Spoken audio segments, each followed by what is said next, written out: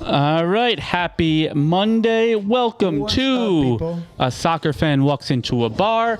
To any of our Star Wars fans out there, may the 4th be with you. Yes. May the 4th And be with you, sir. happy Monday to Diego and Naz here beside me as we start every A Soccer Fan Walks Into a Bar episode. First and foremost, how was the weekend for you, gentlemen? It was good. It was good. It was quiet. It was salsa night was excellent. Though. Salsa was good? Yeah, Good. Yeah, the place was nice. The people had fun. We didn't have too many people, but that's not the matter. The matter is the vibes, and they were good. Quality, not quantity. Exactly, sir. Yes, sir. All right, and how about you? Oh, it was tiring. Tiring? Well, Tiring.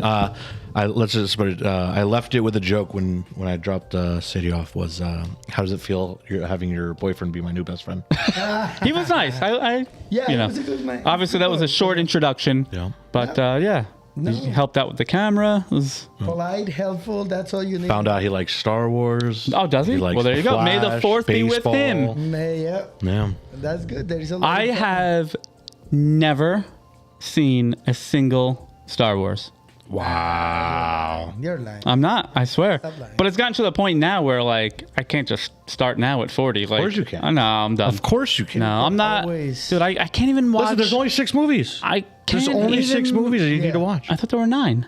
No, nobody adds a 3. there is the only- last 3. Nobody did. Nobody. Oh. did. There is I- only 3 Disney is in movies. talks about revoking those. And now here is a generational crash. There is Is your only microphone 3 on? movies you need to watch. It is. Yeah, Okay. yeah, I'm just making sure. You know. There's only 3 movies you need to watch. 4, 5, and 6.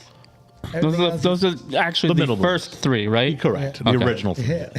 No, that's kind of like the purest. But no, the movies are good. Yeah. Quality is good. You got Dune now, so you can compare. Now you can do it as homework. Or I couldn't just not watch any of them. I mean, you could. We got to sit him down and watch one. But then you Movie night. Yeah, but then While you we won't- play We'll, Magic? we'll switch a day he's working Wednesday. Switch trivia out for movie. Nah, we're Star good. Wars. Yeah. Oh yeah. We're good. Anywho, no, it was a good weekend. It was a mixed bag for me result-wise. Milan looked awful, and my CFC looked awful, which we'll talk about later. Tough. But Yes, Inter won.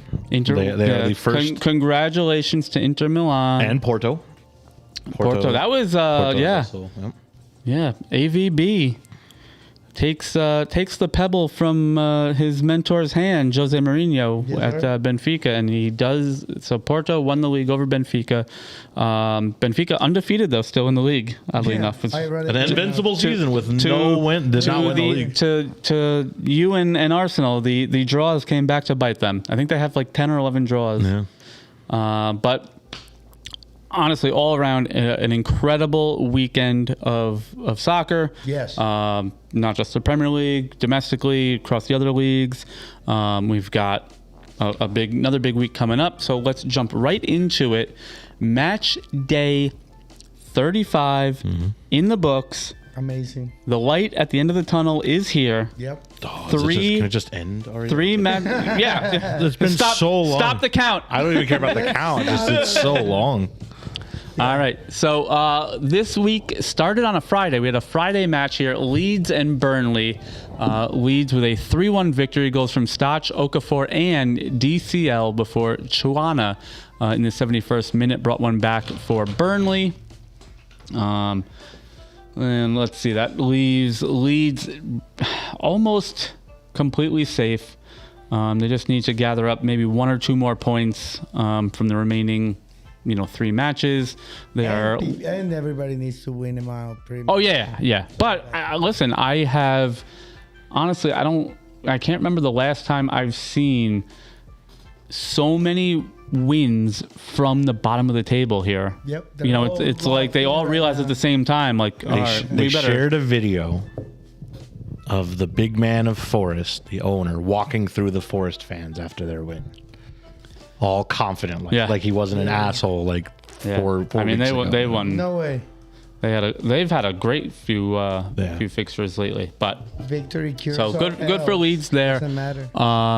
Brentford with a 3-0 victory over West Ham complicating the relegation battle. Yep. Obviously, great for Brentford. That puts them in 7th place into the European spots on 51 points. It started with an own goal from Mavropanos, Igor Thiago on a 54th minute penalty, and Mikael Damsgaard in the 82nd minute to really blow things out of the water. So 3-0, Brentford take the win. Wolves and Sunderland, a 1-1 draw. This one had a red card in it as well, but Nordi Mukiele in the 17th minute for Sunderland, then pegged back by Santiago Bueno in the 54th. The assist was also from Bueno. Yeah. So I saw a couple memes online that the Kinder eggs are... Bueno. well, the Bueno Kinder Bueno. eggs. Yeah, yeah. Newcastle United, Brighton, 3-1 to Newcastle. I don't a tough think, match. I don't think Brighton played particularly bad.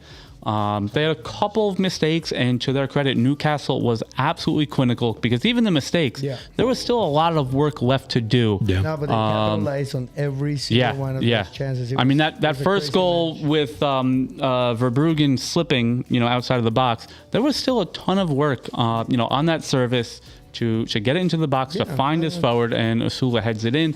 Dan Burn in the 24th minute on an incredibly flicked header from the near post. That's the kind of header you expect from, a clinical forward, not one of your center backs. Jack Hinchelwood scored in the 60th minute for Brighton. I believe that's his 2nd or 3rd match in a row with a goal now. Things got interesting, and then Harvey Barnes closed it out in the 6th minute of stoppage time. It was heartbreaking. And it was one of those things that was the Brighton of a couple of weeks ago. Right. Those were the things that they cleaned up in the past few weeks to get to where they were at right now. But it didn't affect too much. I mean, it hurt them quite a bit, but not. I mean, in the race, that was 3 points that would have put them in 6th. Like, for sure. That does mix a lot of things up. Yeah. Yep.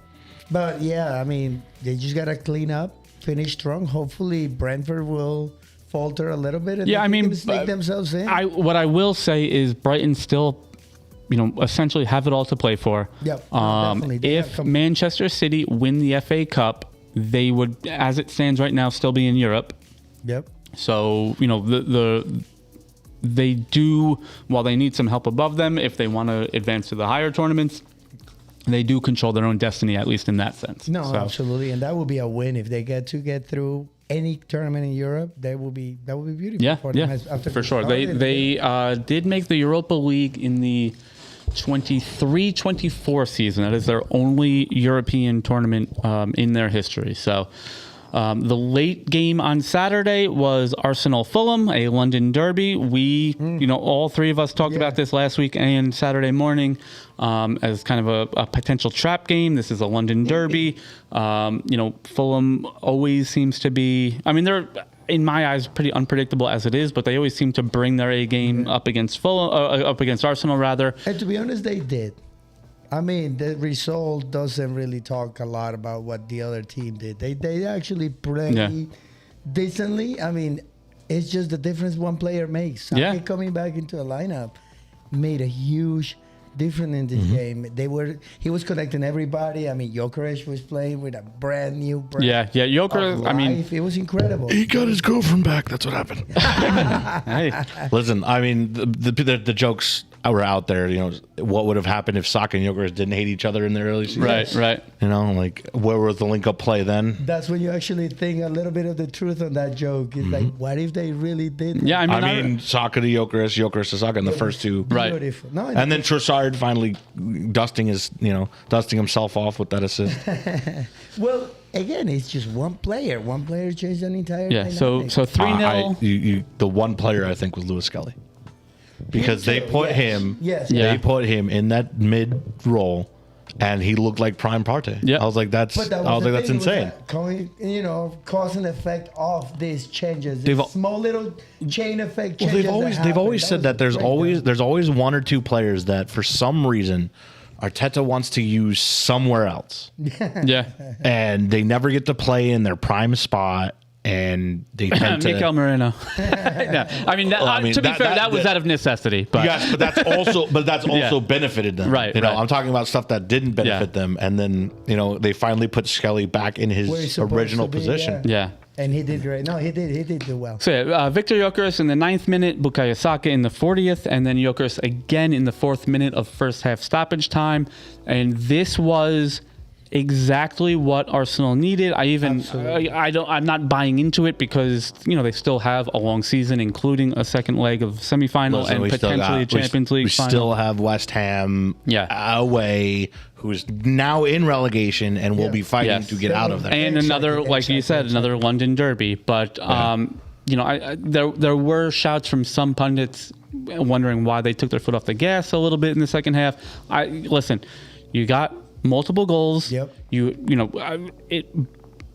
For all intents and purposes, goal differential will matter. So yes, getting more goals is great, but not at the risk necessarily of conceding goals. Yeah, exactly. So I think 3-0 is a very good result for them. Yep. Both Manchester on. City. I was going to say both on the field for Arsenal, but in the heads of Arsenal and in the heads of Man City. Now you need to keep up. Man City, while we've always talked about how well they seem to play every April and May, they also tend to pounce on other teams tripping up. Absolutely. And if Arsenal shows, hey, you know what? Not this year. We can do this year. I think that, I don't want to say that puts a chink in the armor of Man City, but it certainly forces them to be flawless now the rest of the year. And I don't care how good of a team you are. I don't care who you're playing against. Being flawless for, already having done it for 4 or 5 matches in a row to now continue doing it for the next 3 or 4 is not what any manager or any squad want to have to, expect of themselves. So 100%, I totally agree with that situation. And it's on Man City to keep up and try to, step up. But like I've been calling it all year, I still have very much faith in Arsenal. And I think I'm with you. This. Listen, again, champions. I have no opinion on. If they can get through West Ham, then I will agree. No, it's okay. The problem is again, after a couple of successes, they tend to take their foot off the brake. Which is a very fair. Again, we might see it against Atletico on Tuesday tomorrow. They might actually take their foot off the gas. But you see, that's the thing. I honestly, if I were to be an Arsenal fan, I am invested in the situation, and my outside look into it is, who cares about the champions? Honestly, they need to win this league. This is what the team needs. This is what the players want. The fans will love. Oh, of course, both leagues will, both championships will be awesome, will be optimal. But the most important thing for Arsenal, I will believe right now, it should be the league. Yeah. They gotta win that. That's vindication. I don't know if I subscribe to that, but man. It is on the personal level, on the national level. You as a fan, your bragging rights to other teams, shutting up all these critics, whatever. Champions comes and goes, man. To be honest with you, yes, for the bigger scheme, maybe for legacies and everything like that, that's fine. For the fan, for right day-to-day fan, that guy that's on the street talking to his other guy from the other neighborhood in London that does not let him die. The fact that you never won one. That's the one that matters. Yeah. The league is what matters. That's fair. In my eyes, again, I'm not an Arsenal fan. Yeah, exactly. So first of all, as a neutral, I'm just thrilled that we have a title race that's potentially going to come down to the last couple of weekends.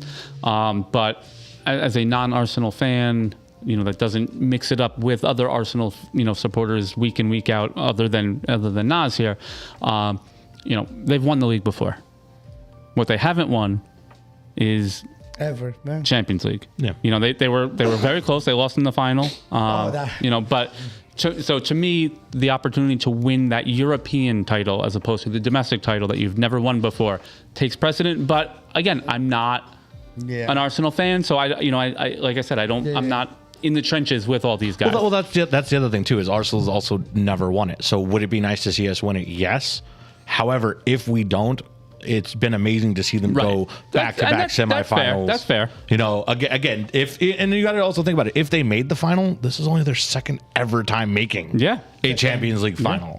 So even then, he said, No, all good points. I don't think, when it comes to this kind of stuff, again, you're the Arsenal supporter of the three of us. Neither of us are, but I think all of our points are valid and to the individual person. I think, I think the Arsenal fan just wants to see them do well. Yeah, like that. Of That's course. it. And I think this season, regardless of what happens in the next 3 weeks, has been a immensely successful season under Arteta. Yeah. I talked about it before, early in the season. Hey, if they don't win a title, what do we do with Arteta? But you lost in a cup final already. Yeah. You're down the stretch, leading the way to the domestic title. You are potentially 90 minutes away from featuring in a Champions League final. Yeah, no, that's different because at that point it's not just the fans; it's the business side of the situation. That's so much deeper conversation that if that happens, we do have to sit down and talk about it.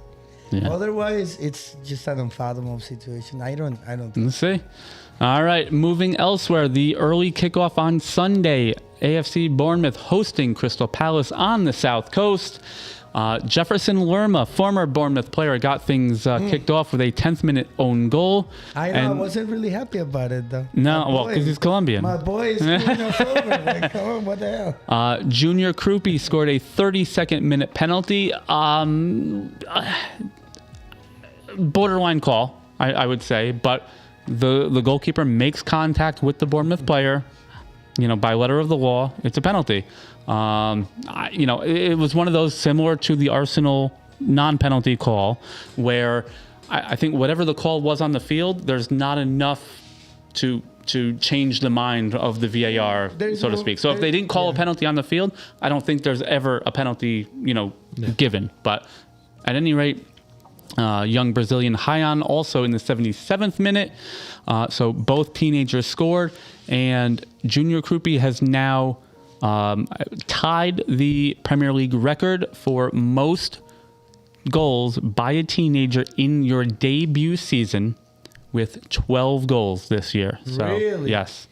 Look at him. That's good. Yeah, yeah. That's pretty awesome, though. And also with that, there. Bournemouth, by virtue of their 3-0 victory, are solidly in 6th place in the Premier League in May. This is house money, baby. Right now, Bournemouth is totally I'm so far ahead of checking my passport. I'm making sure I'm good to go because I would love to check out Bournemouth in Europe. Yeah. I saw a couple posts in some message boards and on Reddit about the chances of, if Villa win Europa League and stay in 5th place, then a 6th place team in England gets to go to Champions League.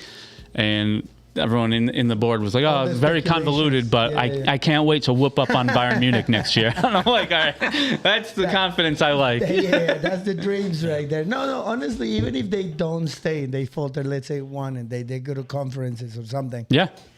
It is such a great year for the. Oh, without a doubt. Listen, with the way Villa's going, Bournemouth can probably just get a guaranteed Champions League. Oh, dude, that would be sweet. Listen, they're with 3 matches left. They're 6 points behind. Yep. Villa's trending downwards. And it is possible. And nobody cheers for Villa more than I do. But no, this is a great year, especially because of the way they're closing the year. Yes. Not necessarily. I mean, yes. I mean, they're on a 15-match unbeaten streak. The place where they're at is great, but who do they play next? I believe they have. Are they against Fulham? Yeah, nice. But yeah, they usually kind of at Fulham. Okay, it's when they kind of fall off. They lose 4 or 5 in a row. You know what I mean? It's the end of the year. You're kind of packing your bags because you're in the middle of the table. You're not going up or down.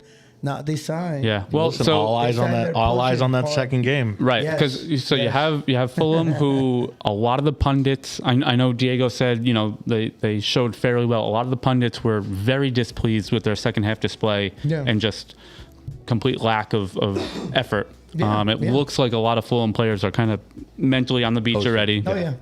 So then you have the Man City match, and then they finish listen, 3 of their players were singing the Arsenal anthem before the fucking match. And then, let's also put it that way. And then they finish at Nottingham Forest, who by then, if you're a Forest fan, you would hope that they've completely reach safety, and they potentially don't have much to play for on the heels of maybe them still being in the European final too. So there's a lot of moving parts that could go in Bournemouth's favor. Absolutely. Not even in the field of play. So the real move right there, and actually the barometer for next year will be that Man City game, second to last day of the season.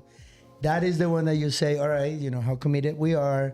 What are we looking forward to? Is this what we're going to continue to do next year? This is, no matter what the time of the year, no matter what the team is, we got to give it our best. And that's always been a knock on Bournemouth, is when they know what they need to do, they tend to falter. So here we are, and this is what I've said for the last 2 or 3 years with Bournemouth.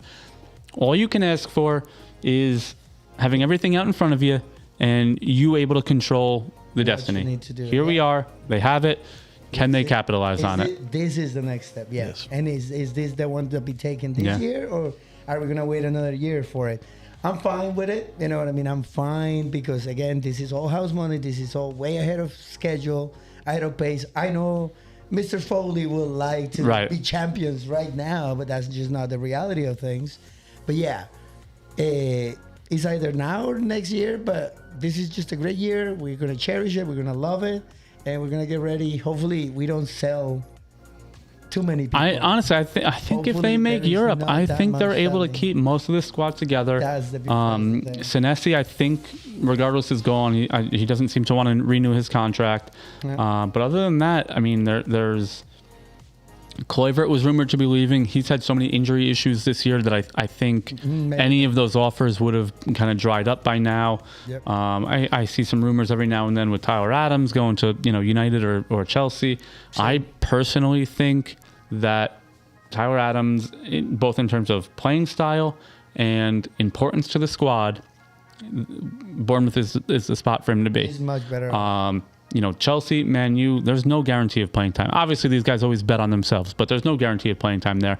With Bournemouth, with the cred that he has built up, regardless of injuries, if he's healthy, he walks into that starting 11 anytime he wants. It's just smart money for somebody that's not a superstar in its own team. Yeah. Yes, if he was the undeniable leader, captain, and all this, maybe you look for greener pastures. Right now, you are a role player. To be 100% honest with it, the injuries for him and Kluivert, that's what they brought him down into. So you got a team on the rise that you can be part of the ground level of. You're going to be an idol in that region and all that. And you get a couple more. And the chance to make history with a team. Chelsea, United, again, great clubs. Great wages, but you're just another cog in the wheel. To be able to bring Bournemouth potentially to their first European match or a first trophy outside of winning a lower league is something that nobody will ever get that chance again. Exactly. So those are the things. Maybe, like you said, bet on yourself all you want, but smart money should be just continue what you got. Agreed. Speaking of bigger clubs, Manchester United and Liverpool. What a match. This is, a historic matchup, goes back, 100 years in terms of, obviously they've been playing each other that long, but also the top two teams historically in England. Honestly, it was pretty ugly early. Yeah. Man U 2-0 up at half. Cunha scored in the 6th and Benjamin Šeško in the 14th. Hand of God. It was a slightly handled ball. I still am, again, I say this week in, week out. Nobody knows what a handball is anymore. No. Whether it's on the attack, whether it's on the defense, depending on the competition. Is it natural position? Did he make himself bigger? Was there intent? Nobody knows a damn thing anymore about what is a handball. Ridiculous. Whether it's fans, players, officials, no one. Does it touch your hand or doesn't it touch your hand? That's what it should be boiled down to. At this point, even if I'm not happy with that as a rule, at least it's the standard. At least it's the standard. Yes. Yeah. Exactly. So coming out of the half, Dominic Szoboszlai scores in the 47th minute. Cody Gakpo capitalizes on a horrid mistake in the 56th. And that brought... Same amount of time. Yeah, that brought Liverpool back to life. And wouldn't you know it, Kobe Mainu in the 77th minute, rescuing Manchester United and the United Strand. Yep. 3 wins now on the trot. United Strand comes back out, and all the haters proceed to get mad at him because here comes the loss. Yeah. Let's go. Or the draw. So United in their next 2 matches are at Sunderland, home against Forest. This is it, baby. I mean, listen, that's we're saying it under a different circumstance, and also with this victory and a couple other results, Manchester United have clinched Champions League place. Correct. Nas humorously noted in the Discord that this is the first time in Premier League history that the league has congratulated somebody on making Champions League qualification. Wow. Where was Arsenal's when they qualified for it weeks ago? Where was City's when they qualified for it weeks ago? Yeah. No, I mean, you're not wrong. All right. Funny. Participation trophy time, baby. Let's go. The Premier League with their favorites. Yeah. All right. Excuse me. And people don't want to believe Pigmo can't control something. 5th place, Aston Villa hosting Spurs. Again, this was on the heels of the day prior, West Ham losing. Roberto De Zerbi has another week now to get things together. And Conor Gallagher and Richarlison early in the match, 12th and 25th minute, kept his shirt on. He kept his shirt on. It was the first half. Yeah.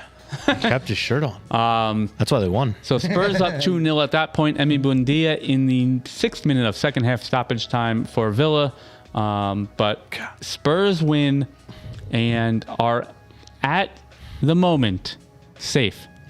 So this week all eyes for Spurs fans goes on the Arsenal West Ham game, whether you hate them or love them. Yeah, no, we talked about that. All eyes will be on Arsenal that next game. Offline, just prior to the show, the fact that Tottenham have to root for Arsenal against another London team is going to be tough for them. Yeah. It's a test of loyalty right there. It does taste your... Yeah. Do you root for your favorite, for your absolute bitter rivals to beat the person and hopefully you win the next game and be 4 points up with 2 games remaining? Yeah. That's what I want to look at right now is the timing of these games. So, so Tottenham is on Monday. So yeah. So Tottenham sees the result. I was going to say if Tottenham plays early, then you can almost guarantee that they are hoping for a win and then wanting Arsenal to lose just because it's Arsenal. But with the result, with where the schedule is. And you know what? Here is the deal. That right there is going to divide the entire Tottenham fandom into internet fans and stadium fans. You know what I mean? The stadium fans don't want their team to win. They don't want to go into the championship and go to all these other teams. So they are going to actually be cheering for Arsenal as much. I think 99% of Tottenham fans are supporting Arsenal this weekend. You do have the internet guys. I mean, you get the internet guys that are making of choking on the West Ham. Yeah, that's the one. And those are the problem is that those are the ones that are more visible. Well, you know what I mean? They're right there. But that's what I mean. And that's why I said 99% of Arsenal of Spurs fans will be hoping for an Arsenal victory. But right now, here we are just trying to be as neutral as possible. And I honestly do want both victories. Yeah. An Arsenal victory and a Tottenham victory, huh? Yeah, I'm not going to lie. I don't think they can. Can Arsenal get credit with saving their free 6 points next year? And honestly, as a neutral, I hope that both Spurs and West Ham have the same result.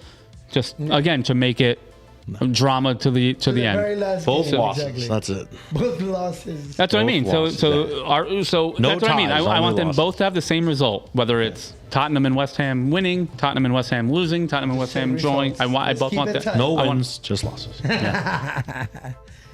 So no wins, no draws, just losses. All right. Losses. Speaking of losses, Chelsea at home against Nottingham Forest It's a joke at this point. Where do we go from here? I mean, 6 losses in a row. Even like it wasn't. I guess it wasn't the manager. Yeah. No, it definitely not. And maybe the manager was the only one keeping that together because I mean they were getting some results. It wasn't like listen, the plaudits were out for Rosinho up until this recent losing streak combined with the Enzo Fernandez thing. The suspension.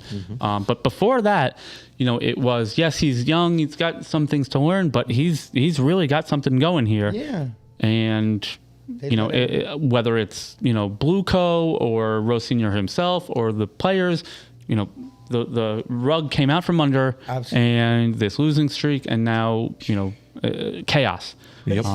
It's not even the losing streak. Like we talked about Tottenham, there was a point when the cliff just came up on you, and you are just in free fall.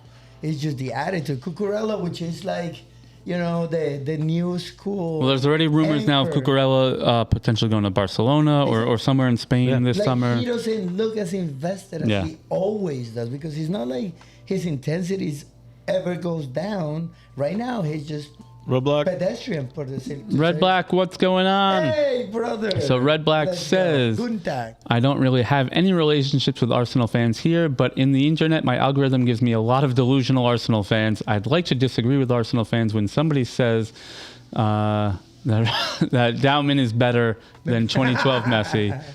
I mean, you have a fan right here that's saying Krupi is essentially on that level, so... I didn't say he's on that level. I am just reading stats. Cucurella, bad word. No, I. To be fair, I mean, the algorithm gives you a lot of delusional Arsenal fans. That's just the algorithm giving you Arsenal fans. Listen, every fan base has their delusional fans. Oh, without a doubt. The amount of off the ledge talking I have to do with other Bournemouth fans who, have been fans since the 70s and have never, they were a semi-professional team essentially for most of their lives. Absolutely, yeah. And now, they're fighting for a Champions League place, and it's still like, no, this isn't good enough. We have to do this. I'm like, come on, man. What? Like, simmer down. Pump the brakes. Yeah. That's crazy. But.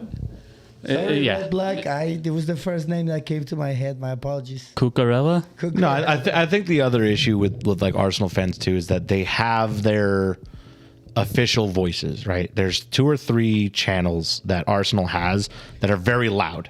Right. And trust me, I don't like any of them. Yeah. No. And you're on record. I don't know if you said it on the show, but you are on record, at least among us, as saying that. We're at that point where like there's a lot of Arsenal shows that a lot of people tend to gravitate to, and because of that, they get put on algorithms and they get put on things, and they're being shown as Arsenal opinions. And that's the main issue, and I really hate it because, like, again, the louder the noise, the squeaky wheel gets the grease. So the louder you are, the more attention you're going to get. And there's time after time where somebody will win, like the Arsenal will win, and they'll be like, oh, that was a good game, blah, blah, blah. And then they'll lose, and they'll be like, oh, this was bull. This shouldn't have happened. And I'm like, Ben White should never be on the field again. Yeah. Some things like that.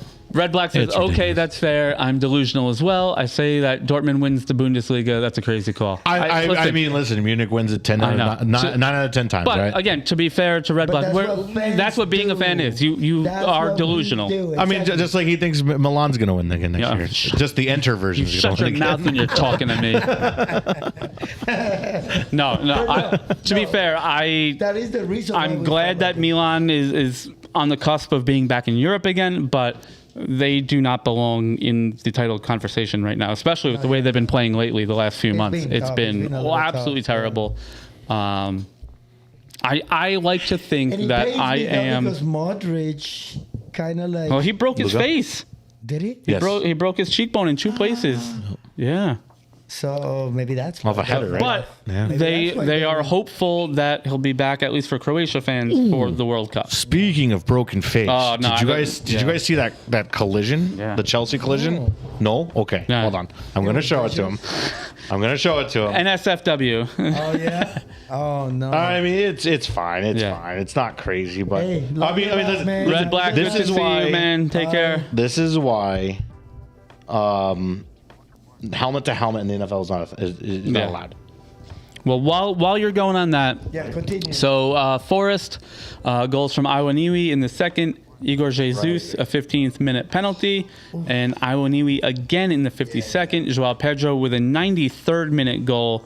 So it's Forest 3, Chelsea 1 at Stamford Bridge, and he got taken to the hospital. Chelsea are now in 9th place. Yes, Chelsea. So as it's and 2 points off of 8th. So really their only hope at Europe, if these trends continue, is to shock Man City in the FA Cup final here. Yep, that's it. And I don't even know.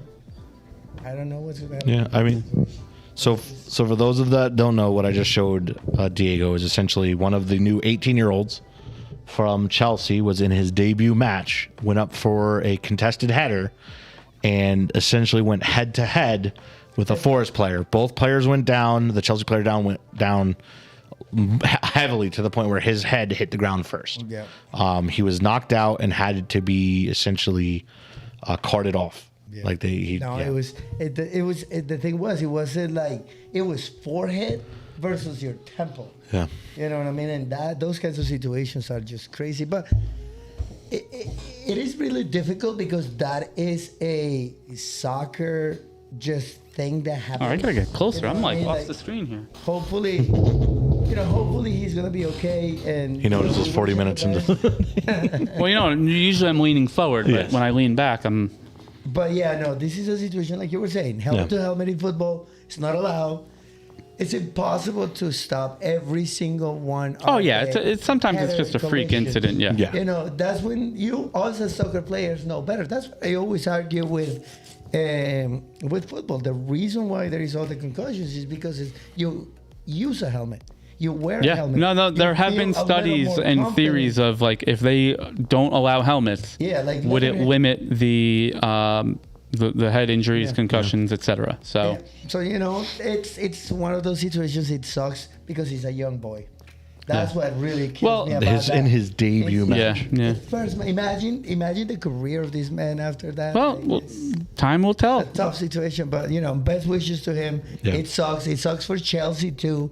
Even everybody that comes in there, it seems to be cursed right now. Yeah. So, let's hope they can turn it around and salvage some of this ending of the season. As long as they finish behind Bournemouth and Brighton. That's all that's all we want right now. Salvage a little, not too much. All right, and the late Monday game that literally just finished as we were getting ready to go here. Everton hosting Man City at Hill Dickinson Stadium.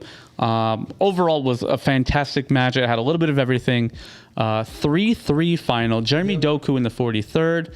Tierno Barry in the 68th. Jake O'Brien in the 73rd. Tierno Barry again in the 81st. So it's 3-1 at that point. Everton in favor. Erling Haaland in the 83rd to bring things to 3-2. There were 6 minutes of stoppage time called for.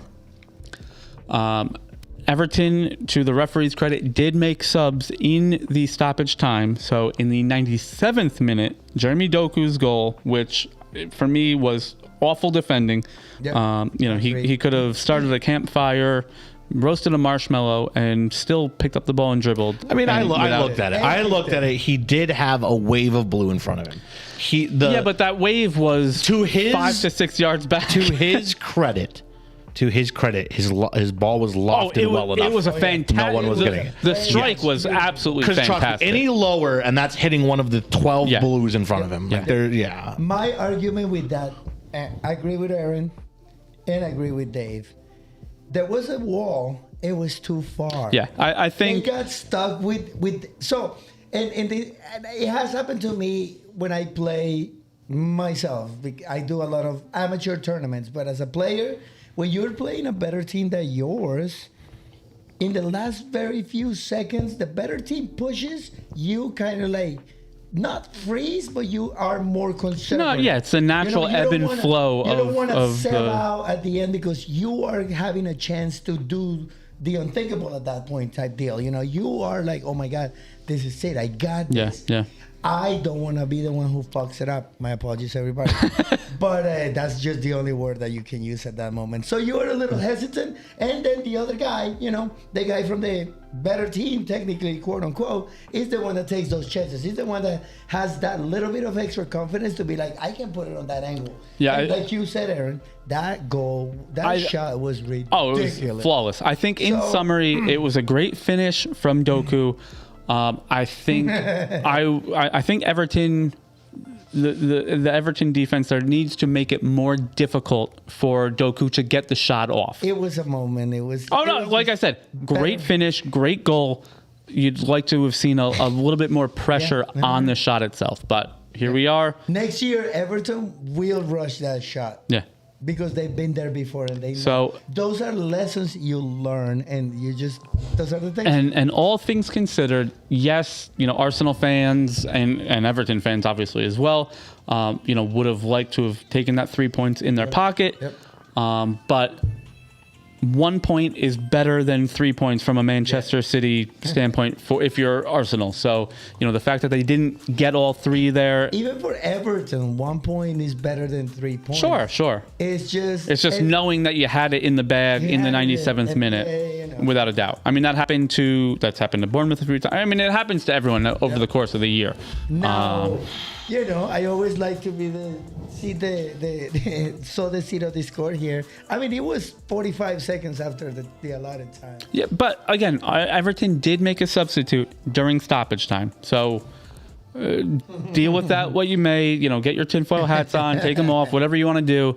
But there were additions once the stoppage time was announced that could have caused more of that. No, but anyways, congratulations to Everton. Amazing match.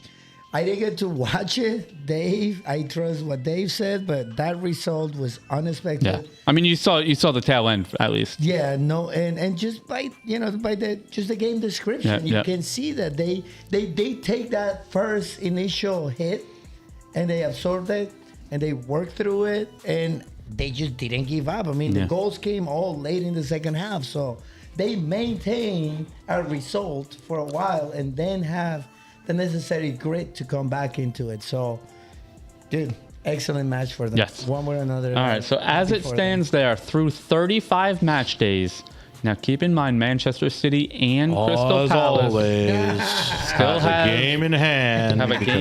Although, listen, we said they had 2 games in hand, and one of them was a draw. Doesn't matter. They still have a game in hand. So here we are after 35 matches played. Arsenal in first on 76, 5 points ahead of Manchester City on 71. In third, Man U on 64. Liverpool and Villa round out the top 5, each with 58 points. Bournemouth in 6th, which is a Europa League spot at the moment, on 52. Brentford in the Conference League spot on 51. Brighton in 8th on 50. Chelsea, Everton, and Fulham all level on 48. That is 9th, 10th, and 11th place. Down to the bottom half of the table, 12th place Sunderland on 47. Newcastle on 45. Leeds and Palace, 14th and 15th. Keep in mind, Palace has one less match played, on 43.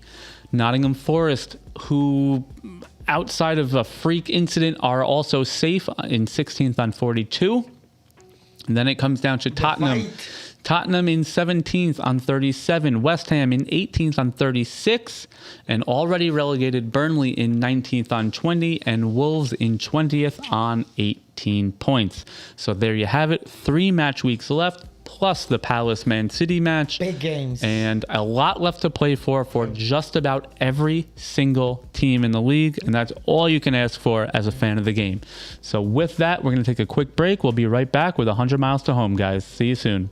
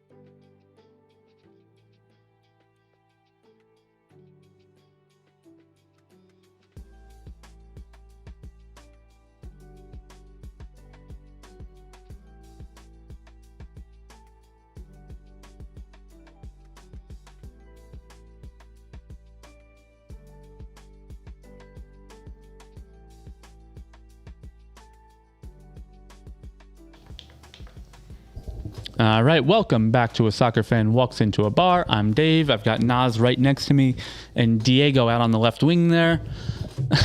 Although I guess for the camera you're on the right wing. Right wing. Yeah. Either way, you're out. We're going that direction. You're out So on you'd be on the left. You're out on the flank.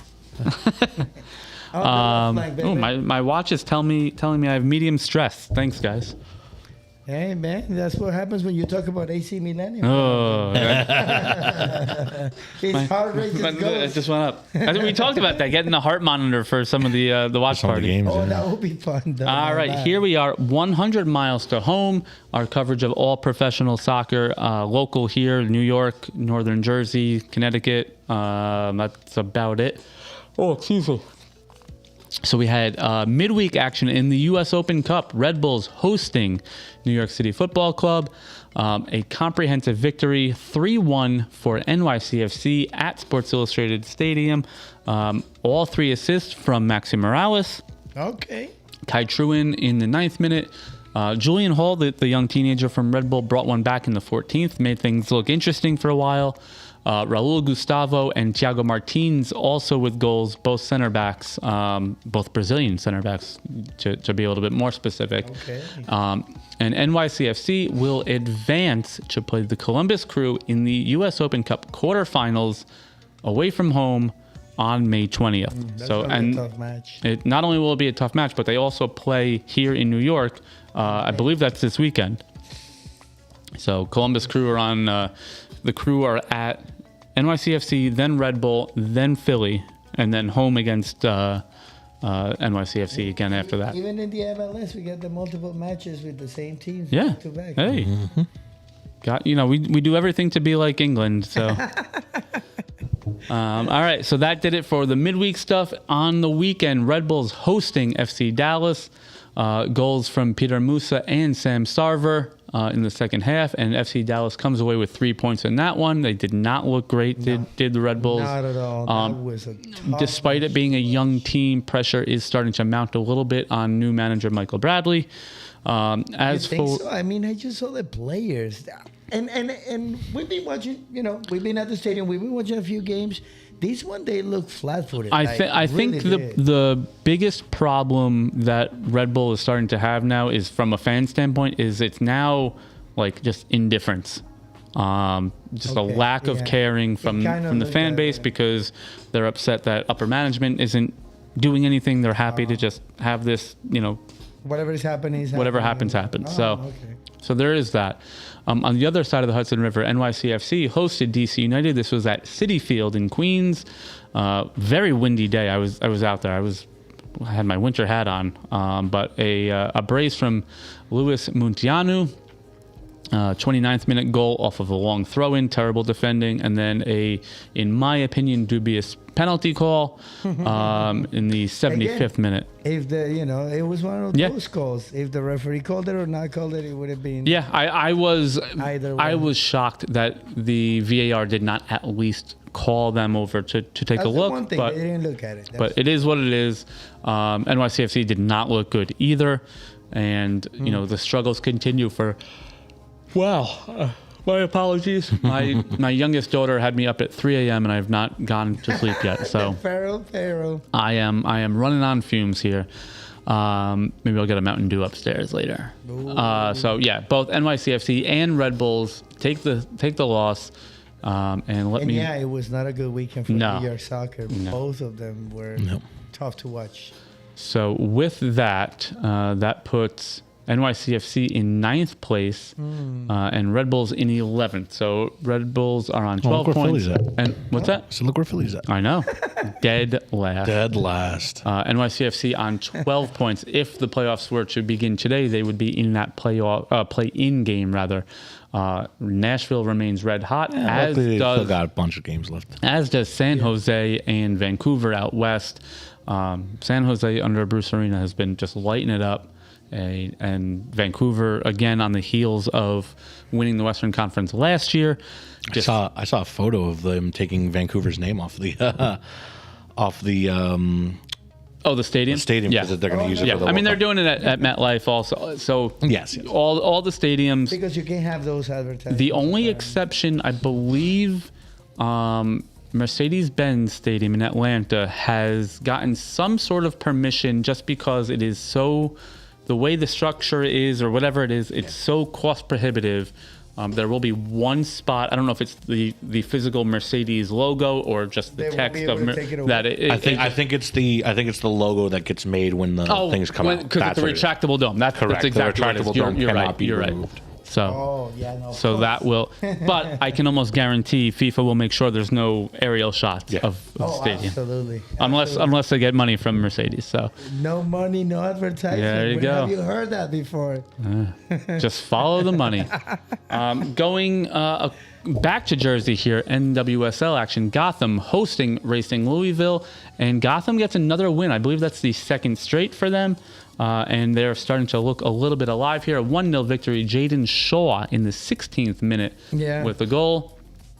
As for the Gainbridge Super League, Brooklyn FC's women had a 2-1 loss at Sporting Jacksonville. A brace from Bailey DeSmit, as well as an own goal for Brooklyn's only goal of the match. I believe they have one match remaining and no shot at the playoffs this year. Brooklyn's men's team in the USL Championship lost at Miami 3-2. Started things for Miami. Marcus Anderson in the 37th minute. I am going to try my best on this name here for the own goal. Thomas Venkayazili in the 51st minute. I have absolutely no clue if I'm even close on that. I mean, absolutely, that's not the pronunciation, but the read and the phonetics that we're using in this country, just it was good. Act confident, It was good. Walk in like you own the place, right? There you go. Jurgen Locadia in the 71st minute for Miami's third, before Stefan Stojanovic in the 75th to make it 3-2 as the final. Over to couldn't get a break this week. No, it was actually no. Gotham won. So other than that, it was a winless weekend. Oh, Gotham finally won one and scored a goal. Yeah, and I think they won 3-0. Let me. Oh, they're turning it around. They are. NWSL table. They are up into fourth now. Again, it's only 8. They have the unbalanced schedule here, so that some teams have only played 6. Some teams have played as many as 8. As for USL League One, Westchester traveled to the Richmond Kickers. The Kickers take a 1-0 victory. Josh Kirkland in the 14th minute.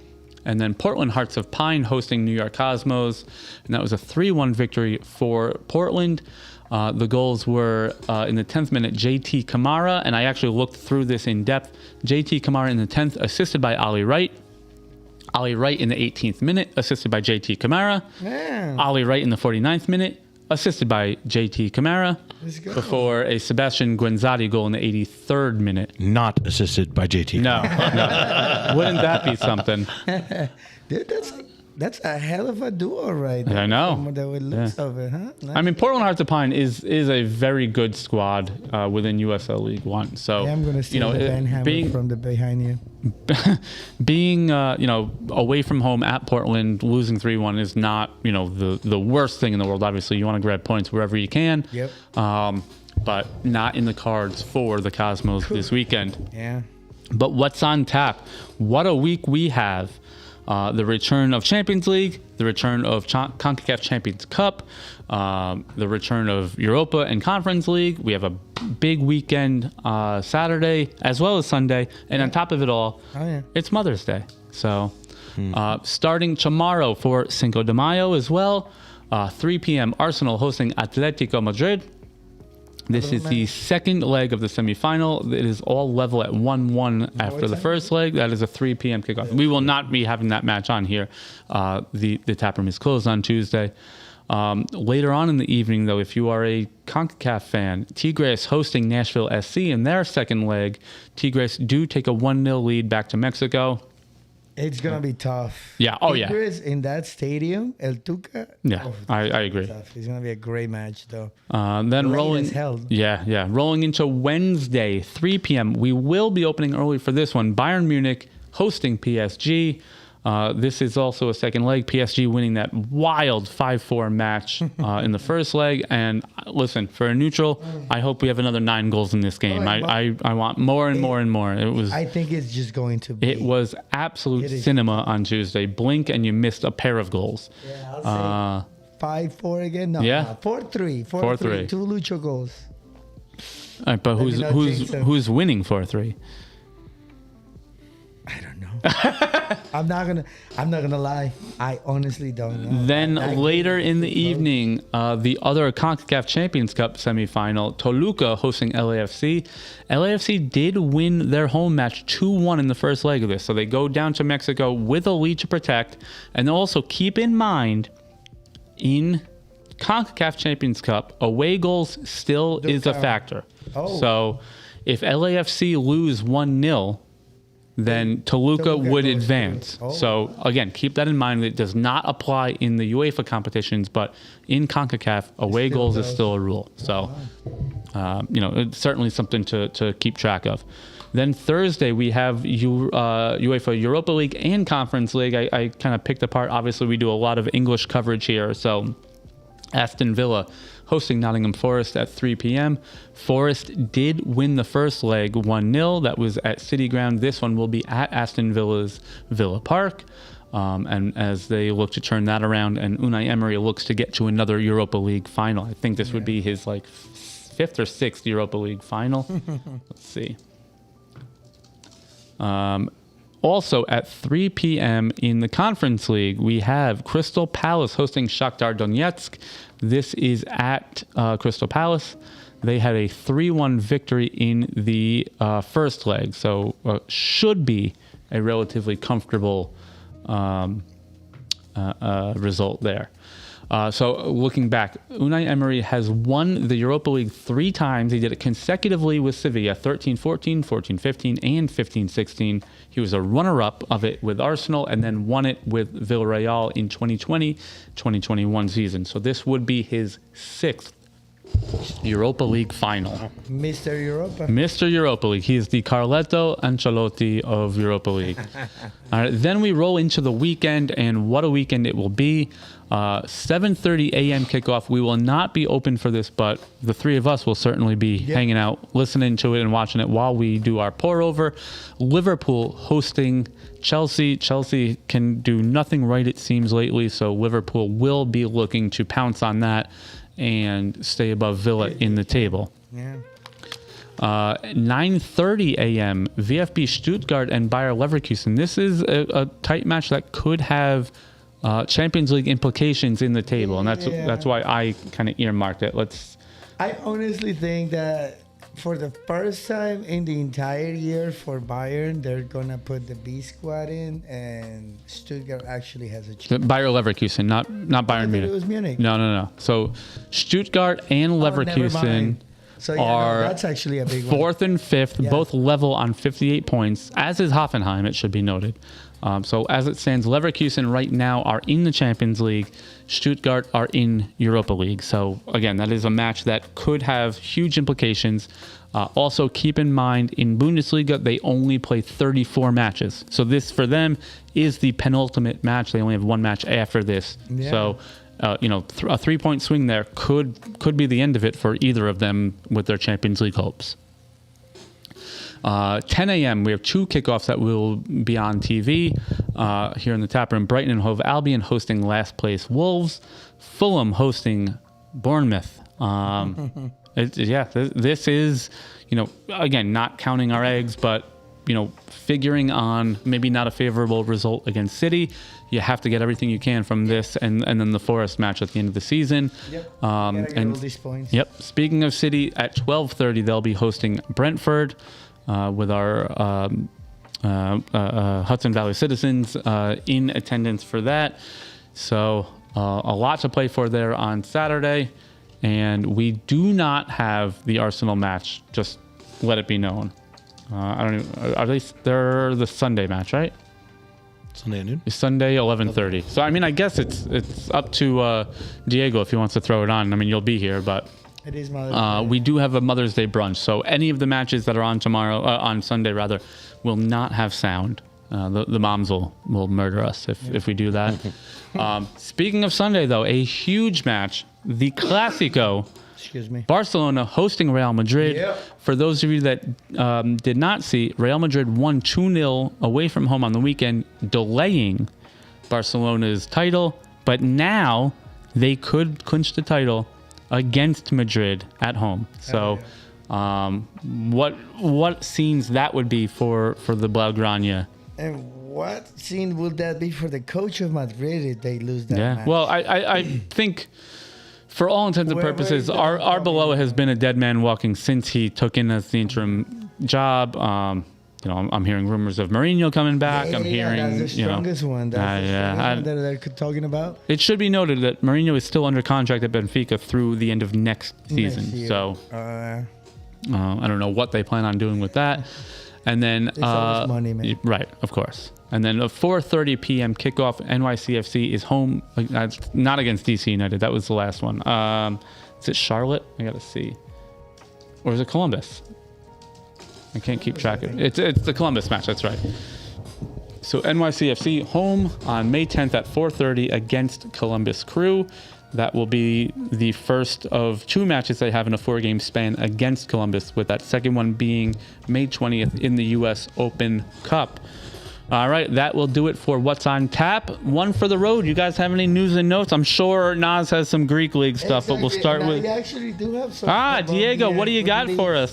If we're going to do our teams abroad, we are going to do our teams abroad. Nacional just clinched back to the lead of the tournament in Colombia. Passing up, you know what I mean? Yes. We have a little bit of falter from another teams, but they are on top right now. Is it called Liga Primera? Liga Di Major. The sponsorships. Categoria. No. So the Di Major is actually the organization that runs soccer in Colombia. That's actually like nationalized soccer. It's not necessarily private. Let me see. That's the Betplay Di Mayor. It's the Betplay. That's the sponsor. Liga Betplay Di Mayor. Oh, Division Mayor del Fútbol Colombiano Di Mayor. That's okay. That's what stands for. All right, that's fair then. But yeah, no, they're doing well. They're coming up. Yeah, there we are. Atlético Nacional. Internacional, yeah. Look. 5-point lead over Junior. That was Lucho's team. Junior. That was the one that he came up on. Yeah. And where is he had a little. It's kind of down. No, I'm looking for Internacional de Bogotá right there. Yeah, the one without the crest. Low crest.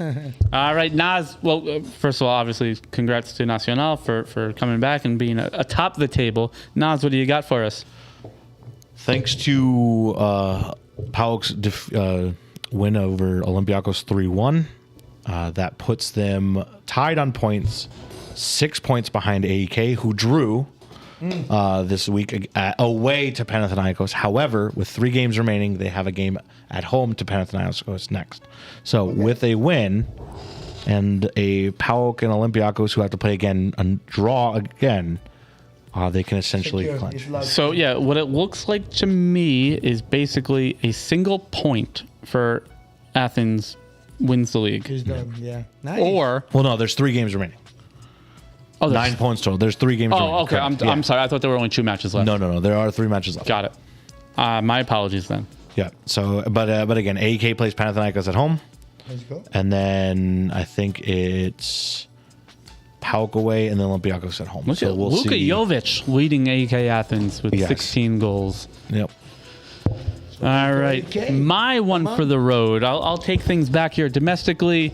Boston Legacy, the expansion franchise in the NWSL, have finally, after 7 matches, won their first official match, beating fellow expansion team Denver Summit.